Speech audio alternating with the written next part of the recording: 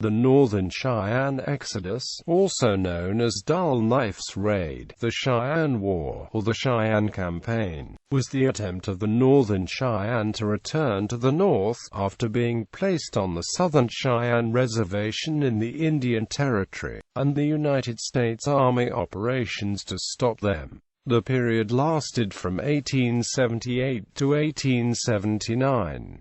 Background: following the Battle of the Little Big Horn, attempts by the U.S. Army to subdue the Northern Cheyenne intensified. In 1877, after the Dull Knife fight, when Crazy Horse surrendered at Fort Robinson, a few Cheyenne chiefs and the people surrendered as well. The Cheyenne chiefs that surrendered at the fort were Dull Knife, Little Wolf, Standing Elk, and Wild Hog, with nearly 1,000 Cheyenne. On the other hand, Two Moon surrendered at Fort Keogh with 300 Cheyenne in 1877.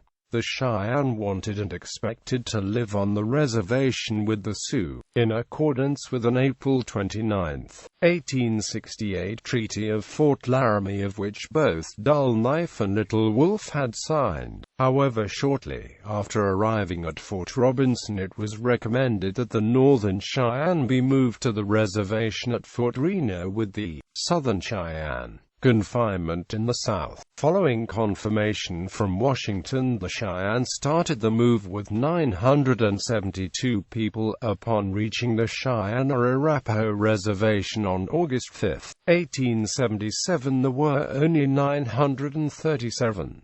Some elderly had perished along the way, and some young men crept away and headed back north. When reaching the reservation, the Northern Cheyenne noticed how poverty-stricken the reservation was and began to fall sick in late summer of 1877. However, when conditions did not improve upon a federal investigation into reservation conditions, the Cheyenne were given authorization to hunt. When the Cheyenne attempted to find game to hunt, none was found, just a wasteland of dead buffalo remains. This was the winter of 1877 to 1878.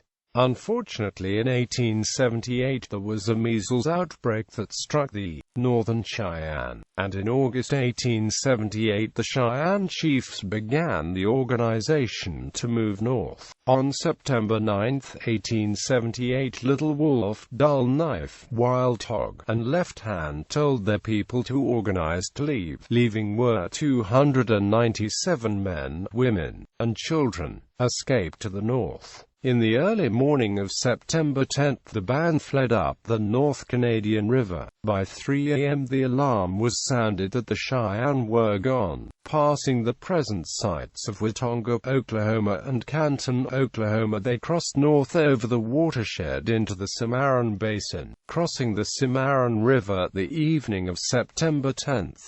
There, near the present site of Freedom, Oklahoma, they rested, then trailed 11 miles up Turkey Creek to Turkey Springs. After a few hours' rest, the Dull Knife and a few others led the women and children onto St. Jacob's Well in the Big Basin in what is now Clark County, Kansas, where they camped.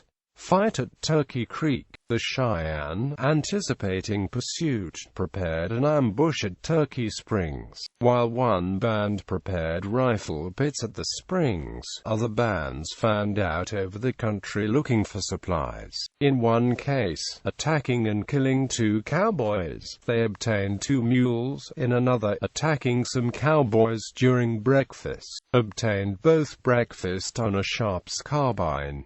Battle of Punished Woman's Fork. After crossing the Arkansas River, the Cheyenne were followed closely by a mixed command of 238 soldiers of the 19th Infantry and 4th Cavalry under Lieutenant Colonel William H. Lewis of the 19th Infantry. On September 27, the Cheyenne prepared an ambush in a canyon on Punished Woman's Fork, but it was aborted due to an overeager brave who fired on the scouts before the ambush was sprung. Lewis deployed a company of infantry to block the entrance to the canyon and attacked late in the afternoon along the rim of the canyon with 4 troops of dismounted cavalry, advancing by bands, pinning the Cheyenne, including the families in the closed end below. However, Lewis was unaware of the Cheyenne's marksmanship and was shot in the leg, severing his femoral artery. This left a vacuum in cavalry regiment's leadership, which the Cheyenne were able to exploit, escaping after dark. Lewis bled to death the next day and several other soldiers were wounded. However, the Cheyenne lost 60 horses, much baggage, and all of the food when part of the pony herd was discovered by the troopers. Depredations in Kansas.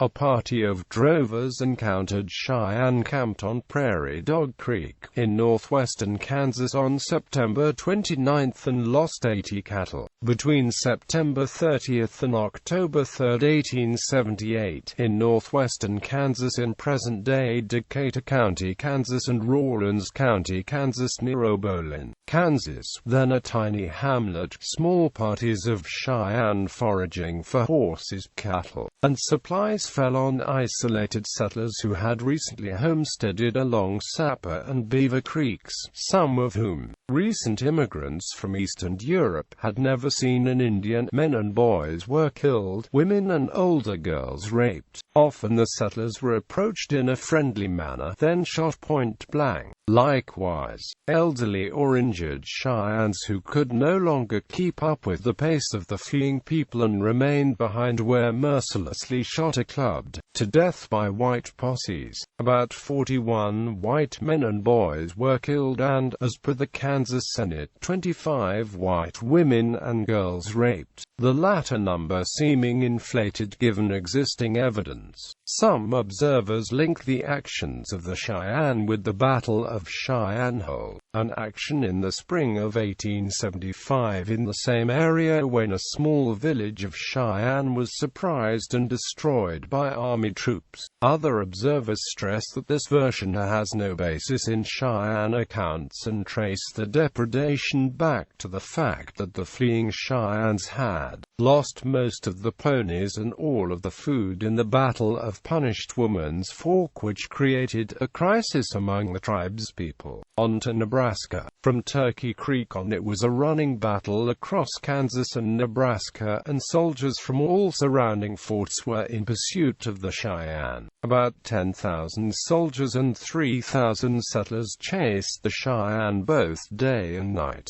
During the last 2 weeks of September, the Army had caught up to the Cheyenne 5 times, but the Cheyenne were able to evade the Army by keeping to arduous grounds where it was challenging for the Army to follow. Division. In the fall of 1878, after 6 weeks of running, the Cheyenne chiefs held council and it was discovered that 34 of the original 297 were missing. Most had been killed, but a few had decided to take other paths to the north.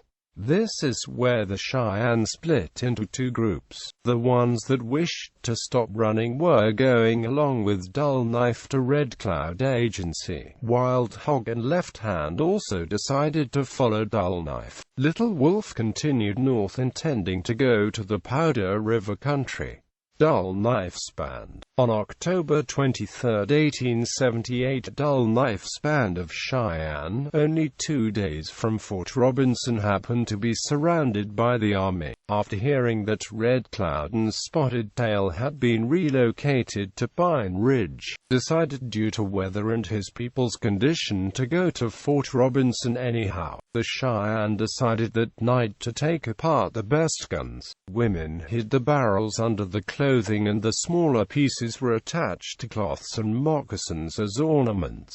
On October 25, 1878, Dull Knife, Left Hand, Wild Hog and the rest of the Cheyenne finally reached Fort Robinson. The barracks that were built to hold 75 soldiers now held 150 Cheyenne. In December, Red Cloud was brought to Fort Robinson for a council with Dull Knife and the other chiefs. Dull Knife agreed to fight no more if the Great Father in Washington would let his people live on Pine Ridge that now held Red Cloud and his tribe. However, on January 3, 1879, the Cheyenne were ordered to return south to the Southern Cheyenne reservation. When the Cheyenne refused to return to the reservation in the south, bars were put on windows and no rations were given, including wood for heat. On January 9, 1879, Dull Knife still refused to go back south. However, Wild Hog and Left Hand had agreed to talk but said the people would not go. Upon hearing this, Wild Hog was held as a prisoner and shackled. At 9:45 that night, the Cheyenne tried to make a daring escape using the dismantled guns they had hidden upon arriving at the fort. The Cheyenne were immediately followed and many were killed, the Fort Robinson Massacre. By morning, 65 Cheyenne, 23 of them wounded, went back to Fort Robinson as prisoners. Only 38 Cheyenne had escaped and were alive. 32 of these were together moving north, pursued by the army. 6 Cheyenne were hiding only a few miles from the fort among rocks, and were found during the next few days. At the Hat Creek Bluffs, 32 Cheyennes led by Little Fingernail were trapped, and after the final battle at the pit, only 9 were left alive. In January 1879, Dull Knife reached Pine Ridge, where Red Cloud was being held as a prisoner. After months of delay from Washington, the prisoners from Fort Robinson were released and allowed to go to Fort Keogh, where Little Wolf had ended up. However, several of the escapees later had to stand trial for the murders that had been committed in Kansas, and in 1994 the remains of those killed were repatriated. Little Wolf's Band. After the council near the North Platte where the Northern Cheyenne split up, Little Wolf's Band continued north to the Sand Hills of Nebraska, where they wintered along Wild Chokecherry Creek, where there was plentiful deer, antelope and cattle. They saw a few white men during the winter but were undisturbed.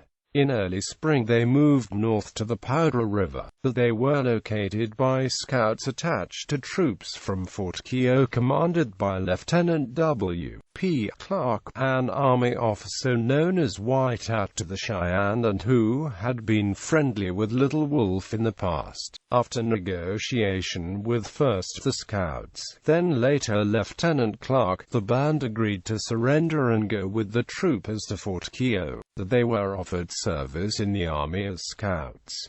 After some discussion, even Little Wolf agreed to become a scout, as did Red Armed Panther. Northern Cheyenne Reservation. After some delay, a reservation for the Northern Cheyenne was established in southeastern Montana near the Black Hills, the Northern Cheyenne Indian Reservation, and they were never forced to return to the south.